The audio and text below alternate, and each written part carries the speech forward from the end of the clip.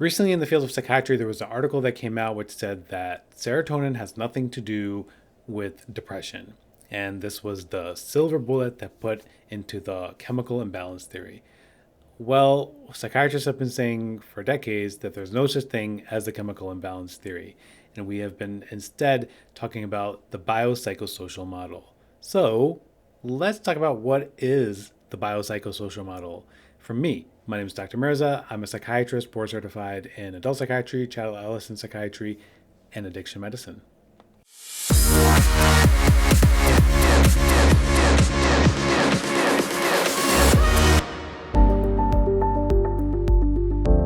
In psychiatry, one of the things that's really important is the concept of diagnosis.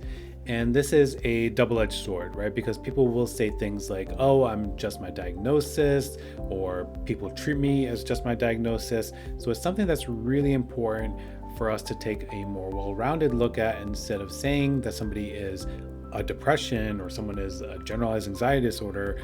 We want to be able to describe people as a whole so we know how to best treat somebody. And this is one of the things that when people ask me, like, well, how do you come up with a treatment plan? This is where the whole concept of the biopsychosocial model comes into play. Issue with the diagnosis as a label is that it's very reductionist. It takes everyone's life experiences and puts it into a diagnosis.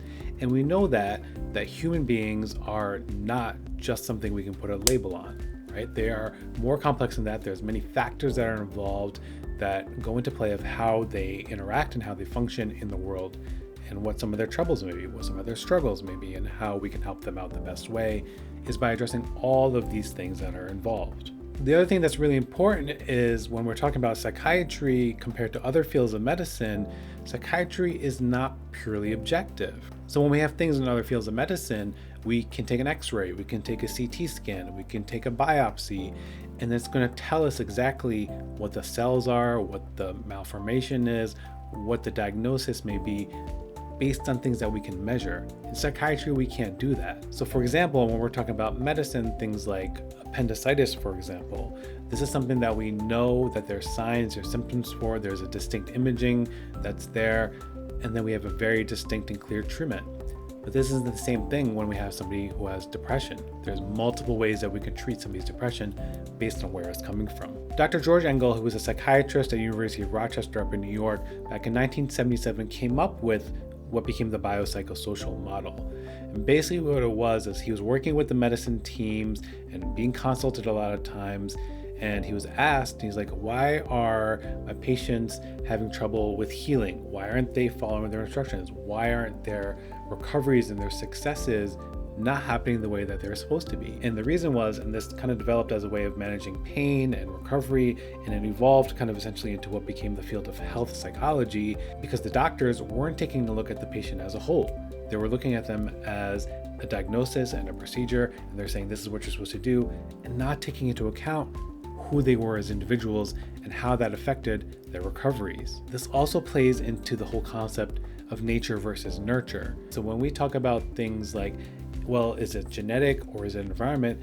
The answer is yes, it's both, right? We know that these things all play together, and what the biopsychosocial model does, it looks at all of these factors, nature, nurture, genetics, environments, so that we can get a better picture of how somebody is doing. So let's dive into it. The first part is biological. And this is the classic model of disease, when we look at essentially medical issues, health issues, and that's what somebody is coming for. We're also looking at things like genetic, what their family history may be, in regards to saying, hey, we have generations of people who have cancer, generations of people who may have depression, people who have had suicides in the family. These things play a role. We also have things biologically in regards to health, right? So when someone's health is affected, that's going to impact their mental health. When their physical health is affected, that's going to impact their mental health as well. We want to know what somebody's response to medications are as a whole too. That also plays a role into the biological factors. The psycho, short for psychological, is when we're really taking a look at a person's development through their whole life. We're looking at things like mood, personality, temperament, defense mechanisms that may be there, coping skills and behaviors, how they were raised, what kind of things they were taught, how they value themselves, how they see themselves, how they see other people. And all these things, when we put them all together, give us an idea of what can be beneficial for them on a psychological basis. The last part of this is social, and social is kind of expanded over time to include spirituality as well. So we look at things like culture, family supports, relationships, spirituality, like we just talked about, finances, housing, hobbies. These are all factors, again, that are involved in how somebody could be feeling and what they're kind of going through. We know that these connections, these relationships, all these things that are there, we know that all these factors all play a role in it. The other part of this is when we're really trying to get an idea of this, we'll look at things over a period of time. So, and then there's 4 Ps, right? There's 4 Ps that come along with this biopsychosocial model. There's predisposing, things that have been there in the past and that are always going to be there. Precipitating, things that are happening in the moment, things that have led up to the patient presenting to you. Persisting or perpetuating, things that are always going to kind of be there, things that may be there in the future. And then the last thing is, because we're not all negative, right? We want to think about protective factors, things that are going to be there that are helpful for the person as a whole. And what you end up doing is when you get all these factors, you put them in like a little grid and you really fill it out, you get a really more well-rounded idea of what's going on with a person, so that you can put together an individualized treatment plan, and again, addressing all of these factors in whatever way it may be to get them to that point of improvement, hopefully. An example I give that really illustrates this is when we were working in the emergency rooms and we would have somebody who was homeless come into the emergency room and say, hey, I'm suicidal, and we'd be consulted to see them. A lot of the times it's not going to be quote unquote clinical depression and here's your prescription of Zoloft and this is going to make you feel better.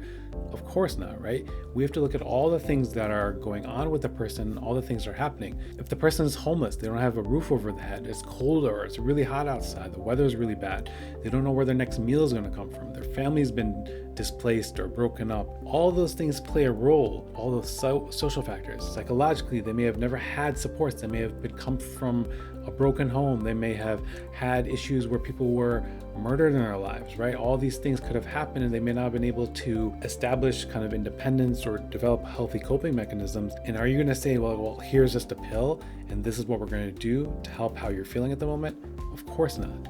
Your interventions are going to be very different for that person. You're going to try to find shelter. You're going to try to find housing for them. We're going to try to find occupation. All right, so I hope you guys understood, learned something about the biopsychosocial model. It's one of the most important things in being a psychiatrist or being somebody in the mental health field, being able to just stop the cookie cutter diagnoses that are out there and really help the person as an individual who's in front of you and finding out what's going to work the best for them.